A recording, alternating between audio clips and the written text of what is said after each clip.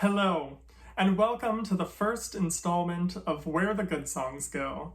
I'm Ian Silverman, the co-creator and artistic director of the series. In the wake of the COVID-19 pandemic, countless artists have been left out of work and without a place to aim our creative efforts.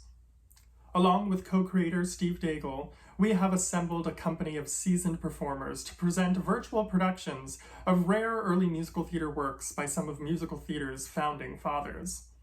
The shows that we are presenting have rarely been performed, and these videos will serve as the first compiled recording for the show. We have worked tirelessly to present something new, exciting, educational, and entertaining to provide some light in these dark times. Please like us on Facebook and subscribe to our YouTube channel to stay in the loop for future content.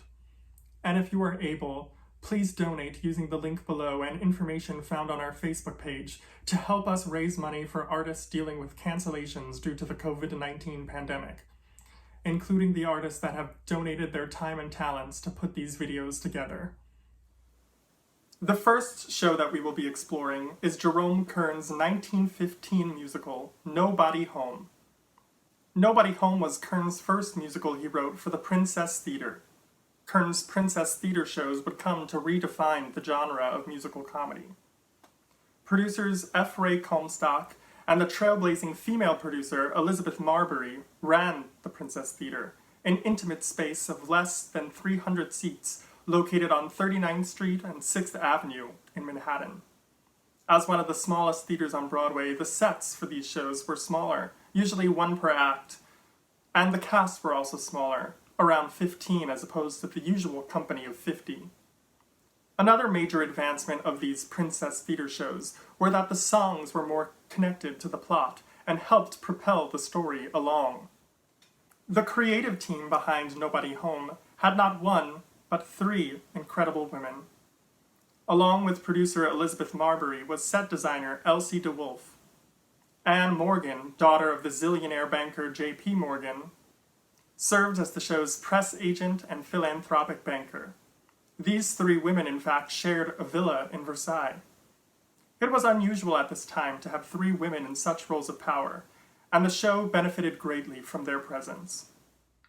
Nobody Home is based on a 1905 British musical, Mr. Popple of Ippleton, by Paul Rubens. While Nobody Home is considered one of Kern's earliest works, the music is not entirely his. Additional music was provided by Dan Lipton, C.W. Murphy, Otto Motson, and more, with lyrics provided by Schuyler Green, Herbert Reynolds, Harry B. Smith, among others. Before each number, I will give specific attribution. Unusual for its time, Nobody Home had no out-of-town tryout and opened cold on Broadway on April 20th, 1915. Reviews were fairly positive, especially regarding the music. The New York Sun said that Nobody Home is the last word in uplifted, reformed, and otherwise perfected musical comedy. Perhaps this reviewer left at intermission because the plot in Act 2 is far from perfect, but the music is charming throughout. Due to popular demand, the show was transferred to the larger Maxine Elliott Theater across the street, where it ran until August 7th, 1915, for a total of 135 performances. Despite the show's success, several changes were made throughout the show, with songs being cut and others being added later in the run. We were lucky to find an existing script for the show, and the musical choices that we have made to include in this presentation reflect that version of the show. Keep a lookout for an upcoming bonus track video, which will feature additional songs that were either cut or added throughout the run. The original cast featured Adele Rowland as Tony Miller, and Lawrence Grossmith as Freddie Popple, to name a few. Lawrence Grossmith was the son of the famous Gilbert and Sullivan actor George Grossmith, The show would go on to tour the nation, as was typical of the time. One notable replacement was Miss Fanny Bryce, who took on the role of Tony Miller from Adele Rowland on November 8th, 1915, when the show was on tour in Baltimore. She received stellar reviews. After 2 months, she left the show, feeling that it had provided her with what she wanted, a foot in the Broadway door. Now to the plot. The first act is set in the lobby of the Hotel Blitz, a reference to the Ritz-Carlton, which was built 4 years earlier in 1911. Vernon Popple, a popular dancing teacher and socialite, is in love with Violet Brinton, and they plan to get married. Violet has invited her aunt and uncle, Jane and Rolando Damarini, to New York City, all the way from Grand Rapids, Michigan, to ask for their consent to marry. Violet is worried what her conservative aunt will think when she finds out what Vernon does for a living, and the colorful company he keeps. Before we dive in, I would like to thank my partner in this endeavor, Steve Daigle, for his guidance in putting the series together, and for compiling and editing the final video you see today. To Mike Miller, for his wealth of knowledge and resources, and for sharing the material so that it can be brought to life once again. And to Spencer Reese, who not only performed in the show, but also serves as the series' music director and pianist. To the company of incredible performers who are sharing their gifts so that this all but forgotten music can be heard. Thank you. And finally, to you. Thanks for watching. You are among the first audience who gets to see this work performed in over 100 years. We hope you enjoy this exploration of Jerome Kern's 1915 musical, Nobody Home.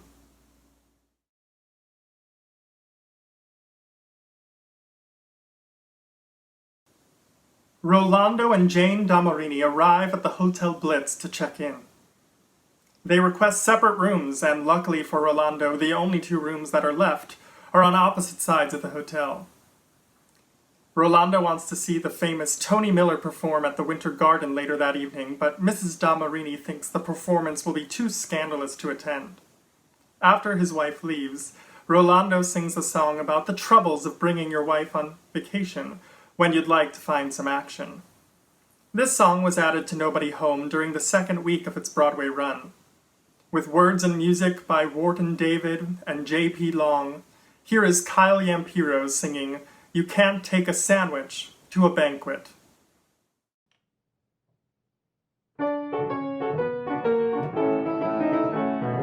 Everything has got its proper place. You will always find that is the case. When you've got sufficient of everything in store, enough's as good as a feast, and so you don't want more. Too much of anything will spoil your appetite. I'm sure the married men will say I'm right.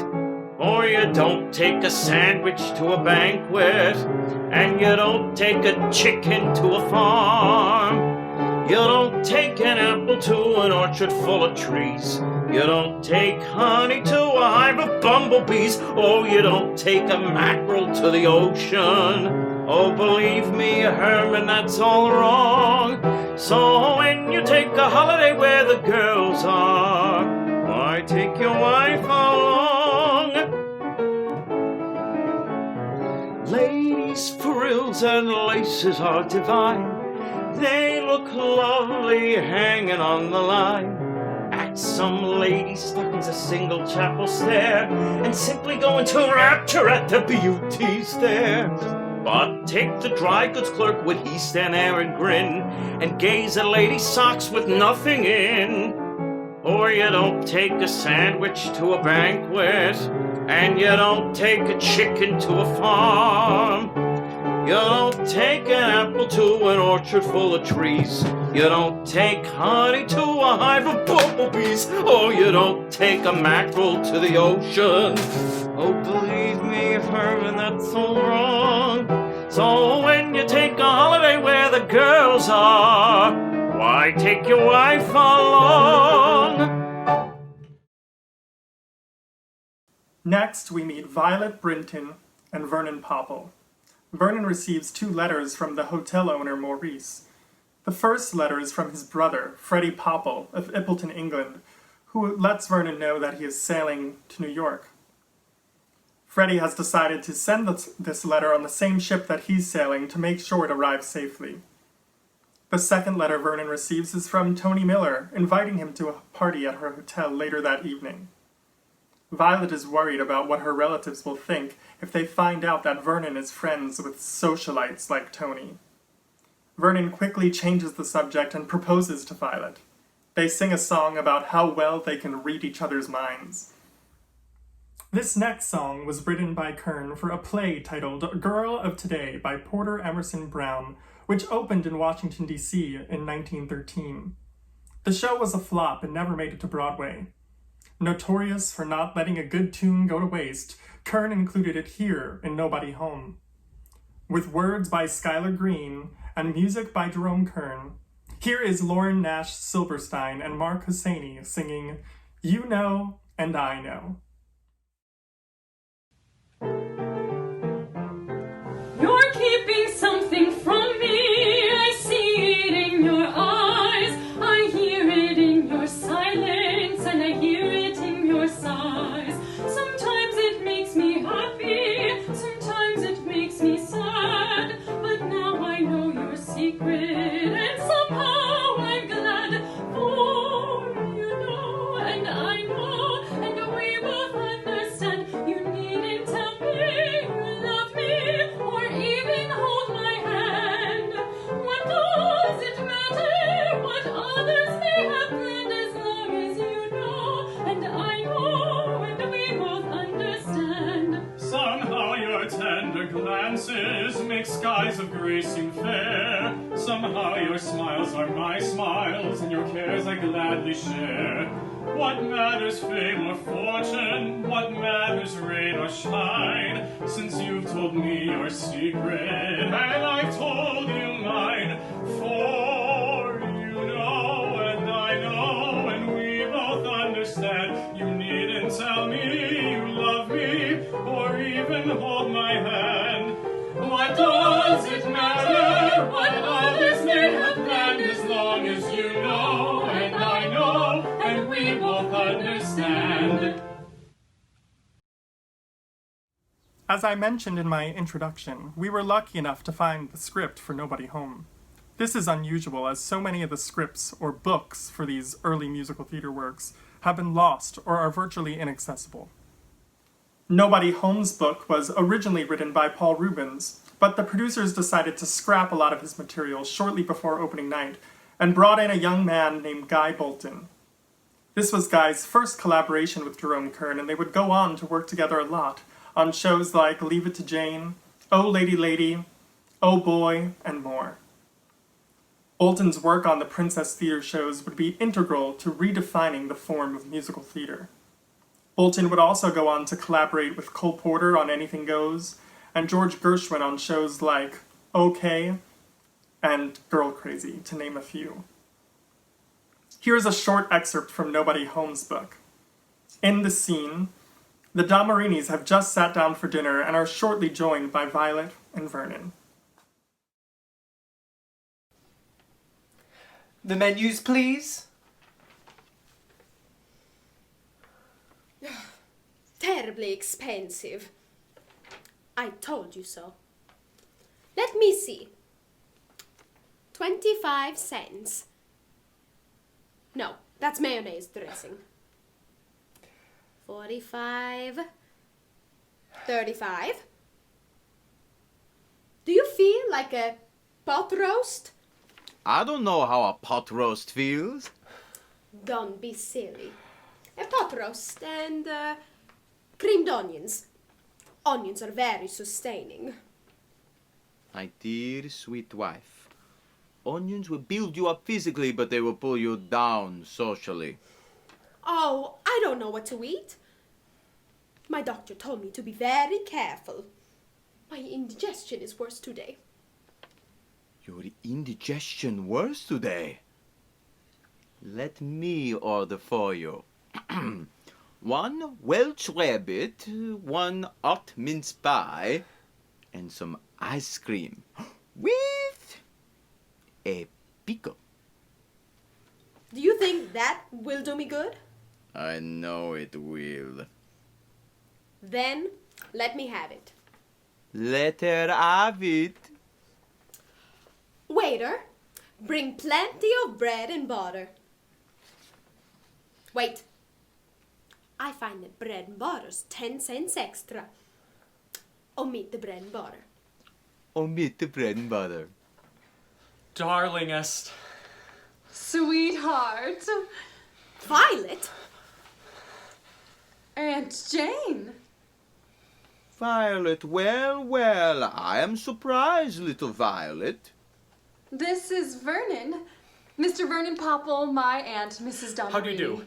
How do you do? I have come none too soon. But Vernon and I are engaged to be married. Engaged? You know very well that you cannot become engaged without your uncle's and my consent. But Mrs. Damarini...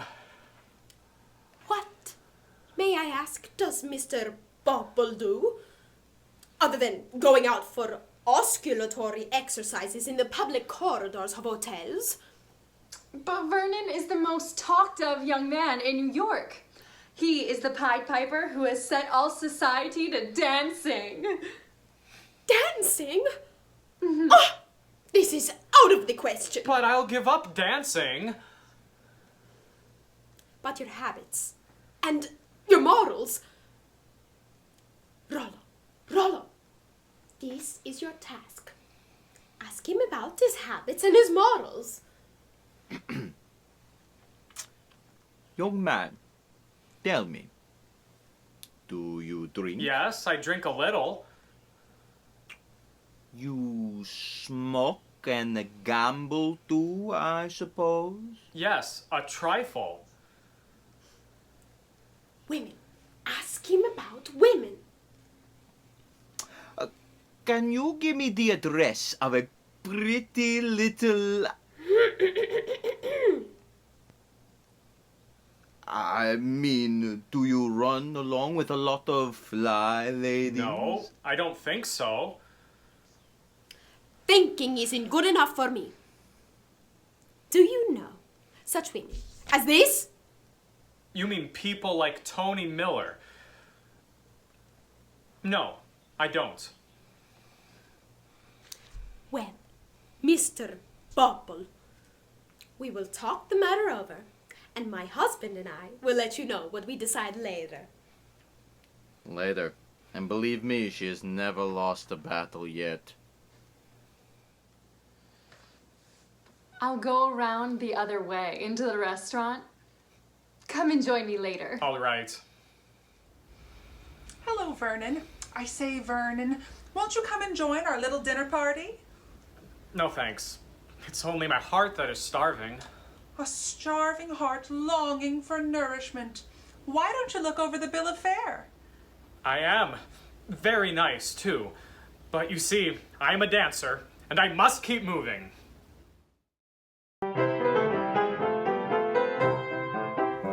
I used to sit behind the soup and watch the people dance, till I found out by chance that I could also prance. I used to dine behind a palm where lights were dim and shady, till I made up my mind faint feet could never win fair lady. I thought the matter over through and through, and found out what a dancer has to do. Keep moving, keep moving, keep moving along.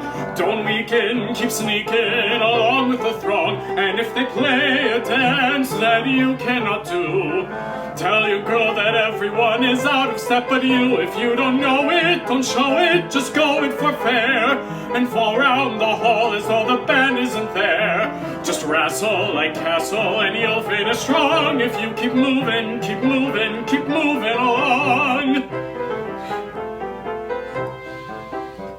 When I first taught my feet to dance, they seemed to disagree. 'Twas wonderful to see them try to follow me.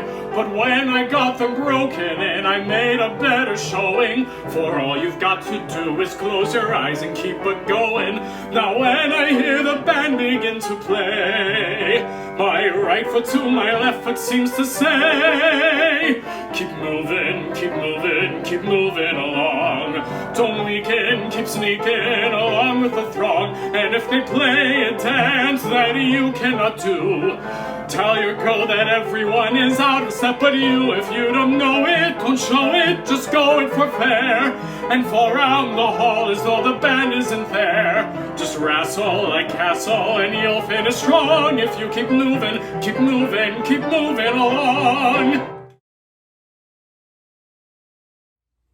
The song you just heard was Keep Moving Along, with words by Hapgood Burt and Stanley Murphy, and music by Otto Motzin. It was taken from A Modern Eve, which started its out-of-town tryout in 1912, and would eventually make its way to Broadway in May of 1915, 1 month after the opening of Nobody Home. In Nobody Home, it replaced Cupid at the Plaza, which can be heard in our upcoming bonus track video. Now back to the plot. Lucille, Tony's publicist, enters and announces that Tony will arrive shortly. Tony has been living at the Hotel Blitz, but in a few weeks she will move to her new apartment in Central Park West. Jack Kenyon, Tony's manager, arrives. He is in love with Tony and wants to marry her. He tells Lucille about his dream of taking Tony away and settling in a place in Arcady. In their review of the production, the New York Sun said the following about this song. Musicians think that Jerome Kern has done in Arcady, the waltz song, the most musicianly combination of popular and something really musical that has been heard here this winter. This comment is somewhat odd, as this review was written in July. It must have been an abnormally long winter in 1915. With words by Herbert Reynolds and music by Jerome Kern, here is Nathaniel Kataska singing In Arcady.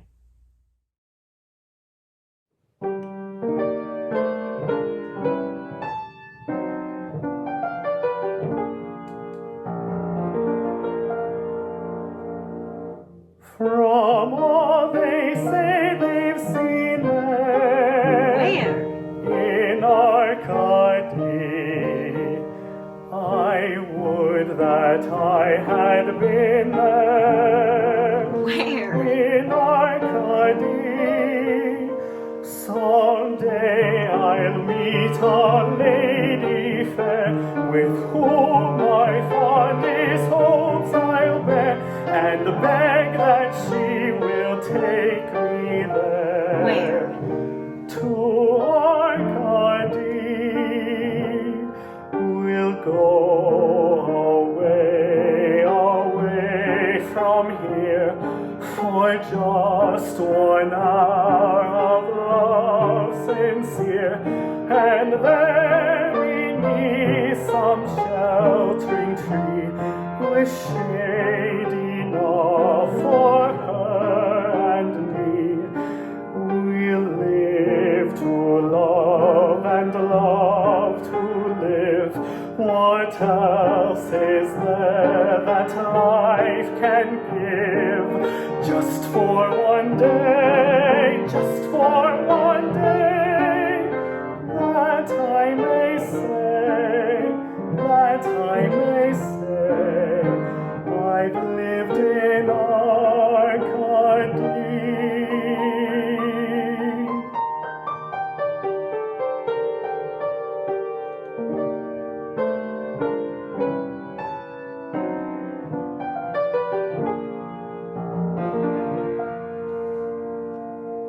Red flowers always bloom there. Where? In Arcady. You'll see them if you go there. Where? In Arcady. Their solitude is never known. Joy finds a country all its own.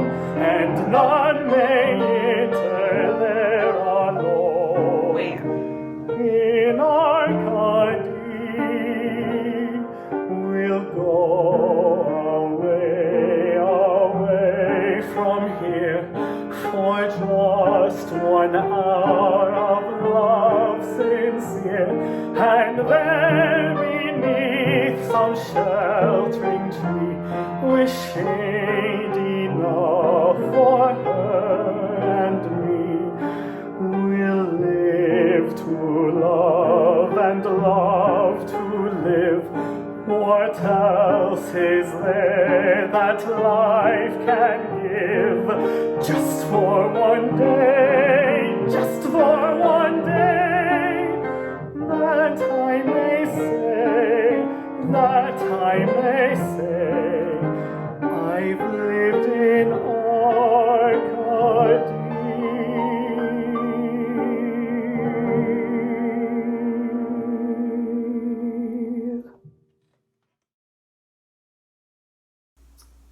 After they leave, Tony Miller finally arrives and makes her grand entrance singing the Magic Melody. The Magic Melody would go on to become the major hit from the show. Years later, musicologist Carl Engel would write in the Atlantic Monthly that the Magic Melody was the opening chorus in a new epoch in terms of commercialized rag music. He goes on to say that its principal claim to immortality is that it introduces a modulation which seizes the audience's ears with the power of magic. This modulation he speaks of is the characteristic jazz change from a tonic chord to a chord based on its fourth tone with an added seventh. This was perhaps the first time this sound was heard in a modern popular song context. Without further ado, with words by Skylar Green and music by Jerome Kern, here is Yvonne Trobe and the company of Nobody Home performing The Magic Melody. What's the name of that melody? Something mighty sweet about it, something hard to beat about it. What's the name of that melody? What a pity not to know the name of such a pretty ditty. It always seems to interrupt you when you're talking. It seems to lift you from your feet and start you walking. When those cellos and fiddles started to fiddle that middle part, clouds, fears, sighs, tears disappear as if by magic. The world goes around to the sound of a syncopated melody. Come on, take a chance and we'll dance to a syncopated melody. Beware, have a care when you're doing it. Keep moving or you'll ruin it. And just so you know, we'll show you all the late improvements in the syncopated movement. So you start kind of slow till you know how to throw your shoulders in the air. Then you'll slide and you'll glide around the room in an attitude of I don't care. You'll dance and you'll sway and you'll think and you'll talk to it. You'll work and you'll play and you'll drink and you'll walk to it. You can't get away from the magic melody. The world goes around to the sound of a syncopated melody. Come on, take a chance and we'll dance to a syncopated melody. Beware, have a care when you're doing it. Keep moving or you'll ruin it. Just so you know, we'll show you all the late improvements in the syncopated movement. So you start kind of slow till you know how to throw your shoulders in the air. And you'll slide and you'll glide around the room in an attitude of I don't care. You'll dance and you'll sway and you'll think and you'll talk to it. You'll work and you'll play and you'll drink and you'll walk to it. You can't get away from the magic melody.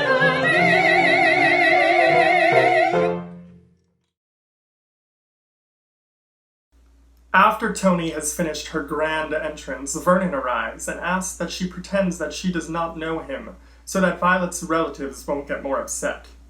Tony says she will flirt with the uncle to butter him up. Rolando enters and invites Tony to dine with him that evening. She says she only will if he will join her the following afternoon for tea at her Central Park West apartment. Rolando leaves excitedly and Jack enters.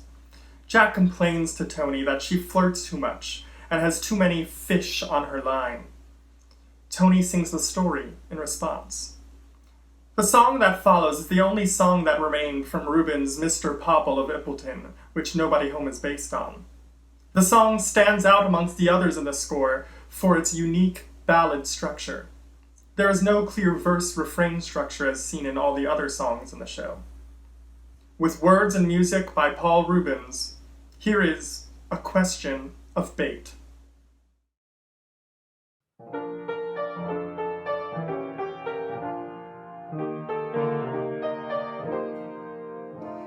A man went to fish in a wonderful stream where you catch all the things that you see in a dream. Enormous big fishes and very small fry, some that rose to a worm, some that rose to a fly. As this fisherman sat analyzing his life, he thought, now I'll try for an ideal wife, for I'm bound to succeed if I patiently wait. After all, he exclaimed, it's a matter of bait. So he put on some rings and a bracelet of gold, and all the most wonderful things that were sold. A diamond tiara, a chinchilla muff, and a frock made of quite the most wonderful stuff. When he pulled up his line, I regret that he swore he had caught a girl pretty and smart, to be sure. But he found she'd been caught 5 or 6 times before, and he cried, I won't fish in this way anymore. He'd put on the wrong bait.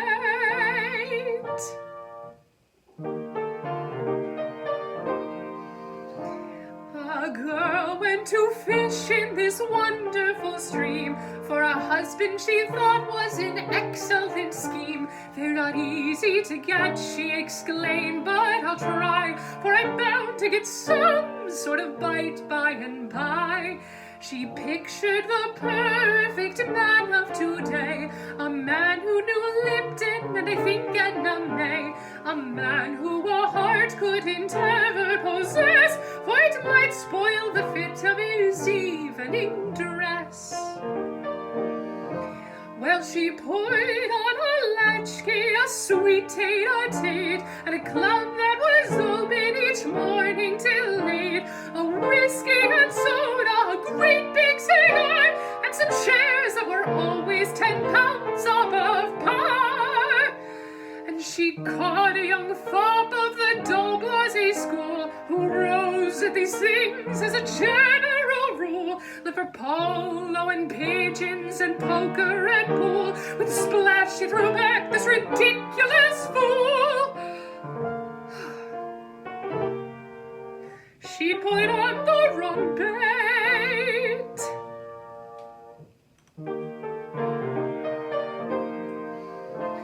One fisherman's morning, all drizzly and dank, these two fished from 2 opposite sides of the bank. She looked at him sometimes and he looked at her, but nothing exciting appeared to occur.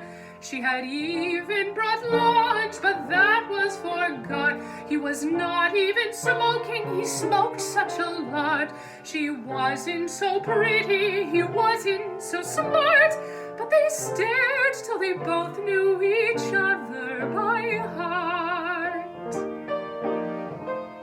So they waited and waited, still nothing occurred, and it seemed kind of awfully sort of absurd, till suddenly both fell to tug in the pool, and she felt a struggle and he felt a fool.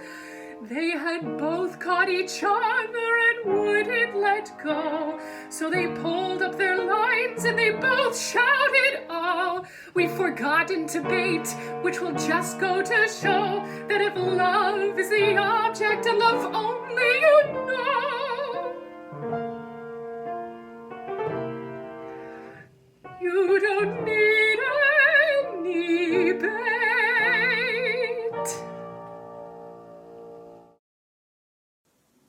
Once everyone has left, Freddie Popple arrives with his assistant, Platt. Freddie has never been to America before and is confused with how things work. At first, Maurice refuses to give him a room as the hotel is full, but is flustered to find out that Freddie is Vernon's brother. Tony Miller arrives, and after talking with Freddie, she decides to lend him her apartment, as she hardly uses it, forgetting about her tea time plans with Rolando the following afternoon. Everyone arrives, and after some typical musical theater shenanigans at the end of Act 1, Freddie spills the secret that Vernon and Tony have been friends for years. Mrs. Damarini is aghast and storms off. The chorus reprises the magic melody as the curtain falls. The night is young. So are we. It's made for fun and jollity. Oh, come and dance with me. Oh, you start kind of slow till you know how to throw your shoulders in the air. Then you slide and you glide round the room in an attitude of I don't care. You'll dance and you'll sway and you'll think and you'll talk to it. You'll work and you'll play and you'll drink and you'll walk to it. You can't get away from the magic melody.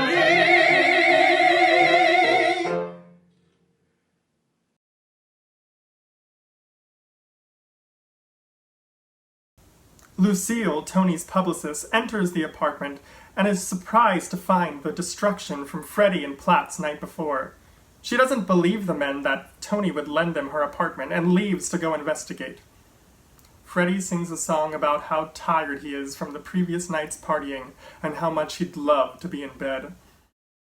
During the Broadway run, Lawrence Grossmith, who played Freddie, often was asked to encore this song, sometimes so many times that the verses in the score were not sufficient. Thus, the show producers announced a contest with a $25 prize for the best new lyric that could be included in the song. With words and music by C.W. Murphy, Dan Lipton, and Lawrence Grossmith himself, here is Aidan Smerud singing Beautiful, Beautiful Bed.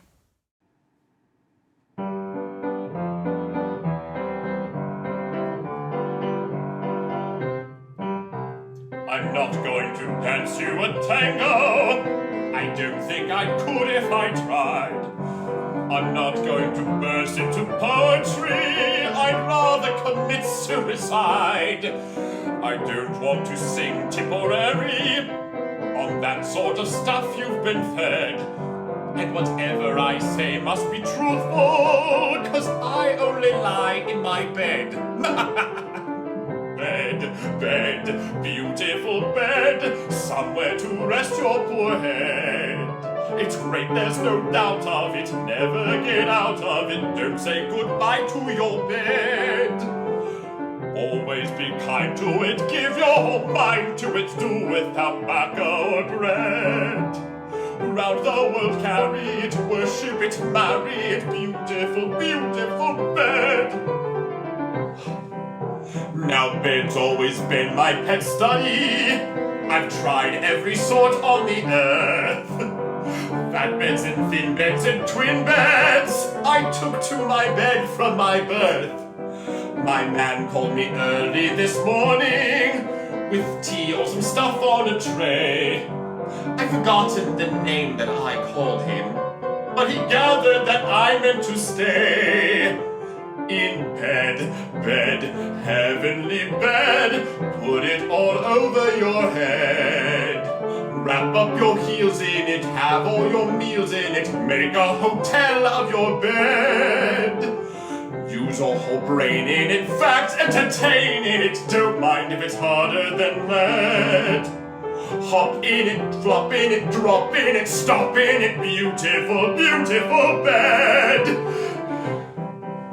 Now some people like beds of feather, others prefer them of straw. Some like an eider-down shakedown, some like them down on the floor. What odds if you're stuck on the subway? You can roll yourself up in a heap. I've known people sleep while they're walking, and others who walk in their sleep. It's bed, bed, glorious bed. It sticks to you when all is fled. Ceilings may flop on you, chimney pots drop on you. For heaven's sakes, don't leave your bed. Fry in it, freeze in it, get housemaid's knees in it. What will you care when you're dead? Though your wife may desert you, don't let that hurt you so long as she leaves you the bed. Now if I had $1 million of money, I don't think I'd paint the town red. Instead of my buying you dinners, I'd treat everyone to a bed. Now bed is an interesting study. I mean, if you've got one or not.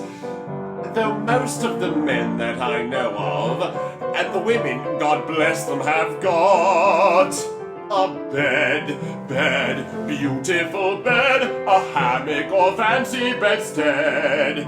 Just lie at your ease in it, do as you please in it, lay down your life for your bed. If in the morning you find when you're yawning another strange foot there instead, don't shriek with alarm, it will do you no harm, for it's only the foot of your bed. Aha! As with most musicals at this time, things get pretty weird and confusing in Act 2, so buckle up. Vernon enters and is surprised to find Freddie in Tony's apartment. He hears Mrs. Damarini and Violet approaching and drags Freddie into the bathroom to hide. Mrs. Damarini is looking for her husband as she found this address written on his cuff. She's pretending to look into renting the apartment. The women think they hear Vernon flirting in the next room, but find out that Freddie has just got entangled in his fishing rod. I warned you, things get weird. Eventually, Vernon and Freddie trick Mrs. Damarini into the kitchen, and as they shut the door behind her, the handle falls off, locking her inside. Freddie leaves to go find Platt to fix the door, leaving Violet and Vernon alone. They laugh at the weird situation they find themselves in, and reminisce about how they first met. With words by Herbert Reynolds and music by Jerome Kern, here is Another Little Girl.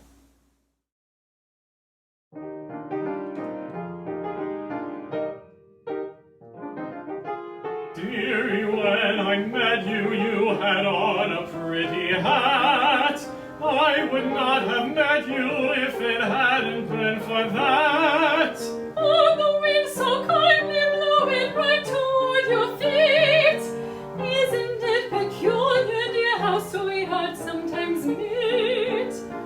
If it hadn't happened as it did, my dearie, if I hadn't met you and my heart was weary, And there might have been another little girl to kiss you when you went away, another little girl to miss you, quite a different little girl you might have had to make you glad whenever you felt sad. oh dearie, if it had not happened as it all did, wouldn't it have been too bad?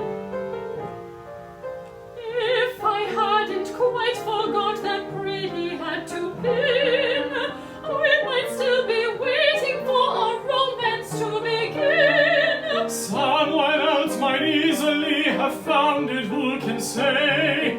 And maybe with that someone you'd be in love today.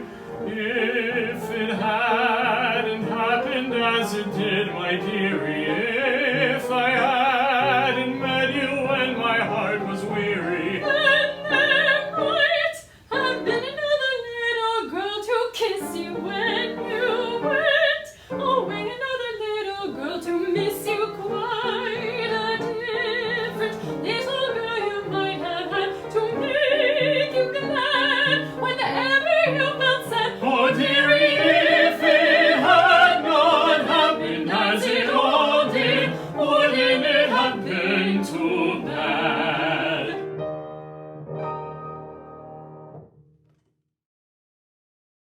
Violet and Vernon leave, and Rolando arrives for his expected date with Tony. He hears his wife demanding to be let out from the kitchen, but before he can help her, Tony arrives. Rolando runs away, afraid that his wife will discover that he was attempting to cheat on her. Tony is joined by her group of men, and they sing a song about how wonderful things are when you're in the company of a wonderful girl. This song is arguably the second most famous tune from the show, behind the magic melody. It didn't take long after Nobody Home's Broadway opening for the song to be whisked across the Atlantic to be used in Paul Rubens' West End musical Tonight's the Night, which had a so-so run on Broadway itself, but was a 460-performance mega-hit in London. This song, in fact, served as the grand finale to that show. With words by Schuyler Green and Harry B. Smith, and music by Otto Matzin and Jerome Kern, here is Tony and her boys singing Any Old Night.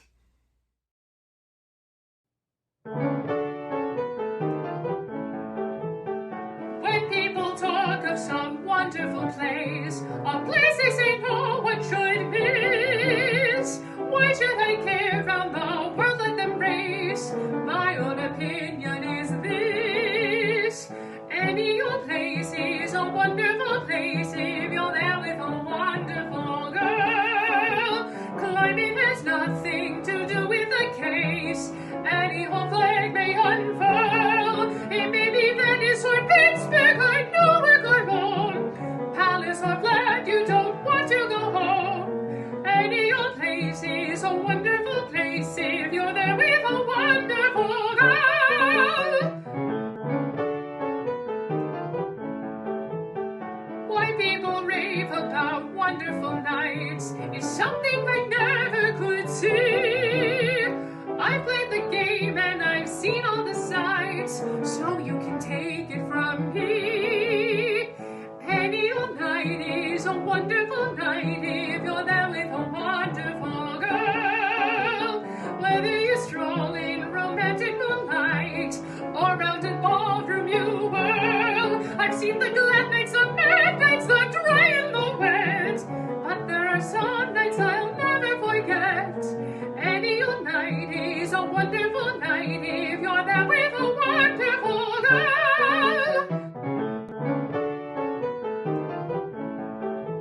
Some fellows favor poetical names, romantic in flavor and sound.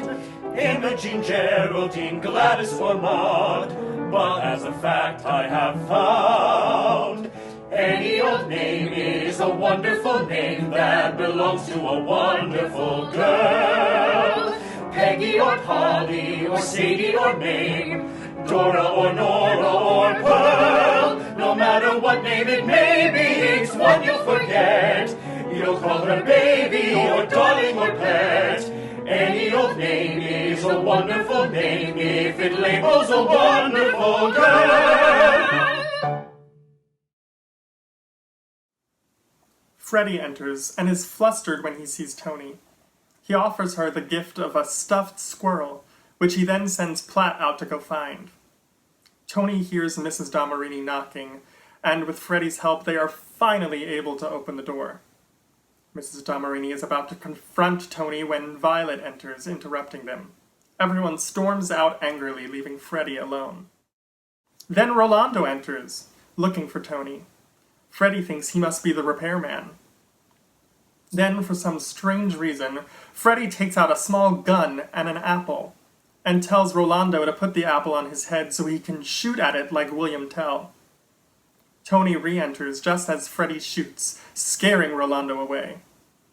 Tony is attracted to Freddie's use of a gun and flirts with him, dreaming of a provincial life that they two could share.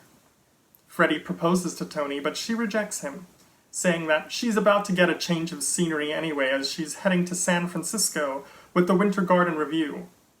She sings a song about it with her entourage of men.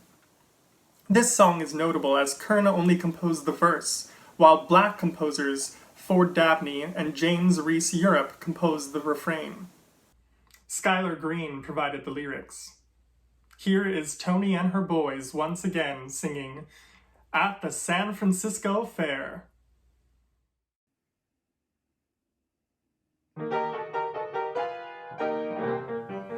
Goodbye, boys, I'm on my way. I'm leaving town today for San Francisco.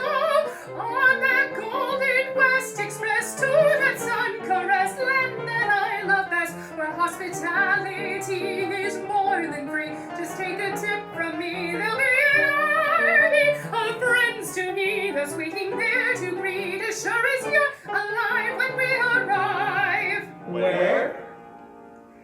At the San Francisco Fair. Take me there, take me there. Put me over anywhere. I don't care, I don't care. In that dear old Golden State, near that dear old Golden Gate. Mr. Engineer, listen, can't you hear San Francisco rolling till you pull the throttle open wide? Let her ride, let her ride. Pull me and swing from side to side. Let her slide, let her slide. Hurry, hurry, here's my fare. Try to stop me if you dare. Hear those whistles blowing, everybody's going to that San Francisco Fair. Oh, conductor, where's your pride? Is this old engine tight? Oh, what's the trouble? We've all got our baggage checked, and unless we're wrecked Monday, we expect to see those San Francisco cabarets that lots of people praise as high as Broadway. Well, if those jokers are such mirth provokers, they'll be fun to spare when we get there. Where? At the San Francisco Fair. Take me there, take me there. Tell 'em, boys. Put me off at anywhere, I don't care. Take me there. In that dear old Golden State. Don't stop me. Near that dear old Golden Gate. She's dropped me. Mr. Engineer, listen, can't you hear San Francisco calling to you? Pull the throttle open wide. Let her ride, let her ride. Pull this way from side to side. Let her slide, let her slide. Conductor! Hurry, hurry, here's my fare. I warned you. Try to stop me if you dare. I'll join you. Hear those whistles blowing. Everybody's going to the San Francisco Fair. All of the principals re-enter, and Rolando decides to give his consent for Violet to marry Vernon, despite his wife's protestations. After seeing Violet and Vernon's happiness, Tony decides to accept Freddie's proposal. The two couples will have a double wedding, because after all, this is a musical comedy. All the characters break the fourth wall and sing a reprise of Any Old Night to end the show. We hope you've enjoyed this virtual production of Jerome Kern's 1915 musical, Nobody Home, and we hope to see you again for our future productions. Next time, we will feature a bonus track compilation video featuring songs that were either cut or added later in Nobody Home's run. And once again, if you are able, please donate using the donate link below and information found on our Facebook page to help us raise money for artists who are dealing with cancellations due to the COVID-19 pandemic, including the cast you just heard perform. Until next time, thanks for joining us where the good songs go. Any old show is a wonderful show if you're there with a wonderful girl. As long as the music has plenty of go, any old plot may unfurl. It may be tragic or comic, but what do you care? As long as the girl likes to be with you there. Any old show is a wonderful show when you're there with a wonderful girl.